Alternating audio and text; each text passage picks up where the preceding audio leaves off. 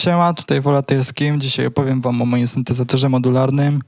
Generalnie to powiem wam, po co go zrobiłem, czemu tak wygląda i w ogóle co to jest. Ogólnie jest to syntezator modularny.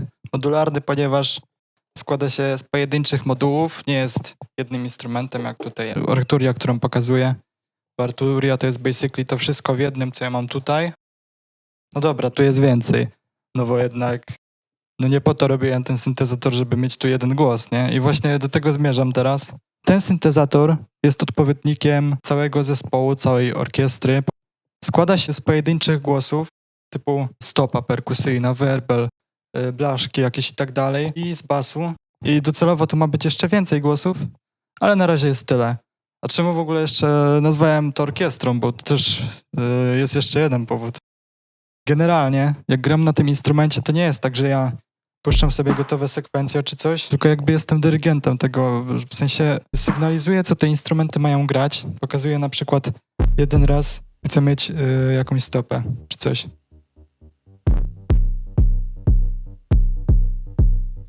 Mam tutaj sprzęt, który powtarza mi sekwencje, które ja zagram, plus jeszcze mogę sobie dobijać coś samemu, mogę wyłączać, żeby nie grało w ogóle. I każdym brzmieniem, każdą fakturą ręcznie steruję. Ale dobra, bo z jednej strony jestem jakby dyrygentem, ale z drugiej strony jestem też solistą, bo gdy komponuję utwory, to staram się je robić tak, żebym mógł, tutaj akurat nie jest podłączona Arturia, ale żebym mógł dogrywać jakieś rzeczy na żywo, albo w ogóle jakieś przejścia perkusyjne też dobijać na żywo.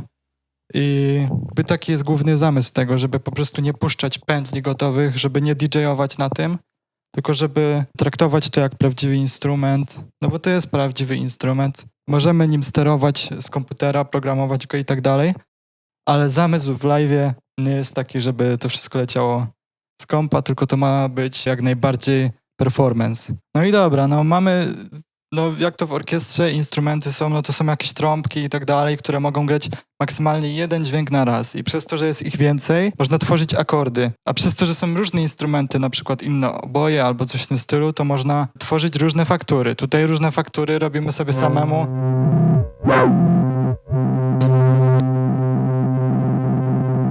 Po prostu kręcąc gałkami, więc ja myślę, że to jest wręcz wyższa szkoła jazdy. Tego nie zapisujesz w nutach. Równie dobrze jak patrzysz na dyrygenta, to też możesz powiedzieć: a ci muzycy grają i tak z nut, przecież co on tam robi, tylko się gapi. No nie do końca.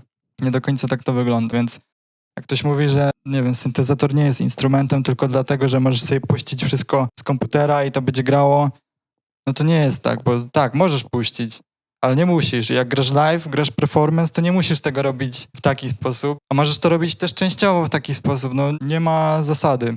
Po prostu. Ja się staram robić jak najwięcej live akurat. W ogóle to niektórzy ludzie chyba myślą, że jak czegoś nie widać, to tego nie obowiązują zasady fizyki, więc jak struna brzmi w gitarze, jak ją dotykasz i tak dalej, dobra, widać, że ten człowiek gra na instrumencie. Jak uderzysz bęben, ta membrana wibruje, okej, on gra na prawdziwym instrumencie, a tu syntezator? Nie, to przecież jest prąd. Nie, wcale, że nie. Tutaj przecież ten prąd też, to są elementy elektroniczne, one też je obowiązują zasady fizyki, to nie jest zaprogramowane na komputerze czy coś. Tam jak jest jakiś taki bęben, no to on po prostu fizycznie tam rezonuje, robi się sinusoida, no ten cały dźwięk, on powstaje naturalnie, tak bym to uznał, bo jednak no ktoś by powiedział, że nie, no przecież prąd to nie jest naturalny, no jak nie jest, no. Poza tym, jak mamy gitarę elektryczną na przykład, to gitarzyści podpinają tą gitarę, znaczy ta gitara w ogóle ma struny i te struny od razu zmieniają swój ruch mechaniczny w elektryczny. Czyli generalnie tak jakby wziąć tutaj same oscylatory, które tutaj wytwarzają dźwięk i powiedzieć, że no jakby tutaj była gitara podłączona, to byłby instrument. No bo sorry, ale gitarzyści podpinają sobie takie efekty w takich kostkach, co nie? To się nazywa efekt gitarowy. Ale praktycznie to w syntezie mamy to samo, że jest na przykład przester, jest delay, więc też można powiedzieć, że gitara elektryczna nie jest prawdziwym instrumentem, bo przecież jest tam też jakaś elektronika, jest pewien tor syntezy, tak to nazwijmy, no bo efekty to jest bardzo analogiczne do po prostu syntezy dźwięku, tylko że w syntezie mamy to wszystko rozłożone na części pierwsze, a efekty to są gotowe jakby kilka modułów spaczowanych. Można to tak porównać. Nie można powiedzieć, że gitara jest na przykład wyżej niż syntezator, bo to, że w syntezatorze możemy sobie zlupować to, żeby leciało w kółko, jak dla mnie to jest spoko, no bo gitarzyści też używają efektów, które zapętlają to, co grasz. W sensie grasz na przykład jedną partię, lupujesz to sobie tam, żeby to grało w kółko, w tym czasie grasz inną. Tutaj mamy to samo, tylko jest to robione w nieco inny sposób. Ale są też ludzie, którzy powiedzą, że dobra, gitara elektryczna to nie jest prawdziwym instrumentem są tylko skrzypce. Tylko że skrzypce, jeśli słuchasz je na kolumnach, nie słyszysz tego tak jak normalnie, tak? A tam skrzypce muszą być na przykład zebrane przez mikrofon. Ten mikrofon ma swoje konkretną charakterystykę, że brzmi na przykład trochę ciepło, trochę inaczej. Dodatkowo ktoś to miksuje. To wszystko i tak idzie przez filtry różne, i tak jest zmieniane poniekąd. Wiadomo, w mniejszym stopniu, ale nadal. No ale dobra, są ludzie, którzy pójdą na scenę i słuchają muzyki klasycznej tylko na scenie, czego sobie nie wyobrażam trochę. No ale pewnie tacy są, bo oni chcą słyszeć prawdziwe instrumenty. I tak można iść dalej wstecz i cofać się po prostu do momentu, gdy gramy na 2 patykach i powiedzieć, dobra, to jest prawdziwy instrument, bo on jest true po prostu. Wszystko, co jest nowe, jest B. Nie, no. W ogóle dla mnie to jest taka abstrakcja. No i w ogóle to są muzycy, którzy używają syntezatorów modularnych w formacie Eurorack, czyli takim 13-centymetrowym, to jest gdzieś tyle z tego modułu. To jest wszystko dużo mniejsze, ma mniejsze gałki, one są dużo bliżej siebie. One są tak blisko siebie, że możesz zahaczać palcami o inne gałki i tak dalej. Jak ja tutaj na przykład kręcę coś szybko, no to dla mnie to było niewygodne. Doszedłem do wniosku, że zrobię to wszystko w formacie takim, który ma 20 centymetrów. No i ja to wybrałem tak dla wygody właśnie, żebyście wy też mogli widzieć lepiej, co ja tutaj robię na przykład, jak gram na żywo. Plus jest to wytrzymalsze mechanicznie, też nie trzeba się martwić. A miałem takie momenty w ogóle, że jak zaczynałem go robić, zanim zaczynałem go robić, że zastanawiałem się, czy to na pewno dobrze, że chcę wybrać ten większy format, może to jest złe, a co jeśli mi to nie będzie wychodzić, a co jeśli będę chciał kupić moduły, a takich modułów w takim formacie, one nie są produkowane normalnie, one są tylko DIY. Co ja wtedy zrobię? No tak w pewnym momencie doszedłem do wniosku, dobra, pierdzielę, bo stoję w miejscu i nic nie robię. Bardzo nie chciałem tamtego formatu, ale bałem się po prostu robić w takim. No i po prostu zacząłem robić i co się okazało? Że mi to idzie, że jak coś jest nie tak, no to dobra, to po prostu lecimy dalej z tematem. Czasem coś nie działa, czasem coś nie działa, a potem ja znajdę, czemu to nie działa, bo przez to, że to konstruuję sam, to wiem, czemu to jakby nie działa. Nie muszę się martwić o to, że coś mi się może popsuć. Jak się popsuje, to naprawię. Jak czegoś potrzebuję, albo jak chcę zmienić parametry któregoś z tych modułów, to po prostu sobie fizycznie tam lutuję coś, no wiecie, no to jest mega. A jak się na tym w ogóle gra? No bo mówiłem, że się można zapętlać i tak dalej, grać na żywo. No mogę tutaj jeszcze sobie na przykład wyłączyć samą stopę, sam werbel, potem je włączyć.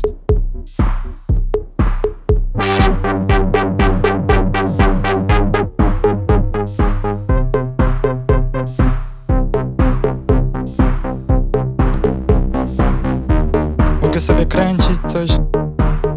No, generalnie tak to wygląda. Nie chcę też się rozwodzić nad jakąś teorią, bo nie po to nagrywam, ten film akurat. A i też taka inna kwestia, no bo jak mamy perkusistę, to nikt się go nie czepia, że on sobie dodaje jakieś tam inne elementy perkusyjne czy coś w tym stylu. Tutaj w tym syntezatorze mogę robić to samo, że dodaję sobie na przykład same instrumenty perkusyjne, no cokolwiek. W zasadzie wszystko mogę zmieniać. Chyba wszystko powiedziałem. Dopiero jest teraz ten syntezator w takim stanie, że mogę go pokazać, że da się na nim komponować już, że robi on ten bas i tą perkusję, czyli to, co mi najbardziej zależało, to jest już gotowy do tego. Dobra, może postaram się wam jakoś pokazać jeszcze bliżej, jak na tym gram czy coś. Mam nadzieję, że nie będę zasłaniał. Teraz sobie zrobiłem, żeby mi grało, bo właśnie tu też można ręcznie wprowadzać dźwięki, które mają grać. Zrobiłem sobie po prostu sam hi-hat, żeby punkt odniesienia do sekwencera, żeby wiedzieć, jaki jest rytm.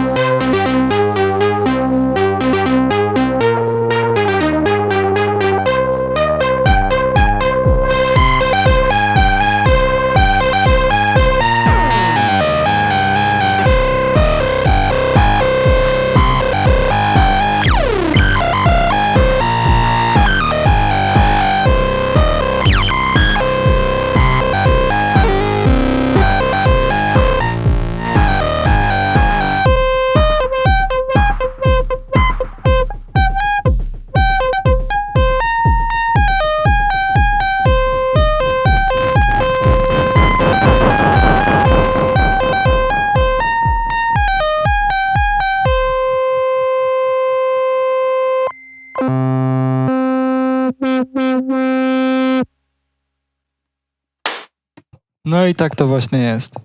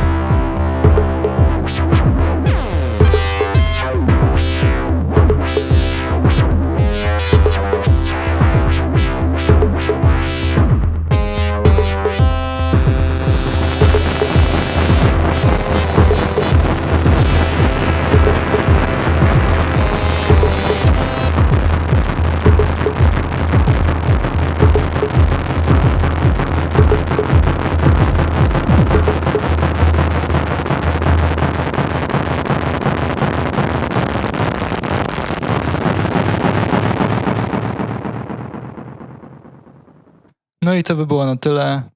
Mam nadzieję, że ten film was usatysfakcjonuje, waszą ciekawość i w ogóle. No, także miło było. Jak wam się podobało, to zostawcie suberka, łapkę w górę i w ogóle. A ja już się żegnam. Na razie.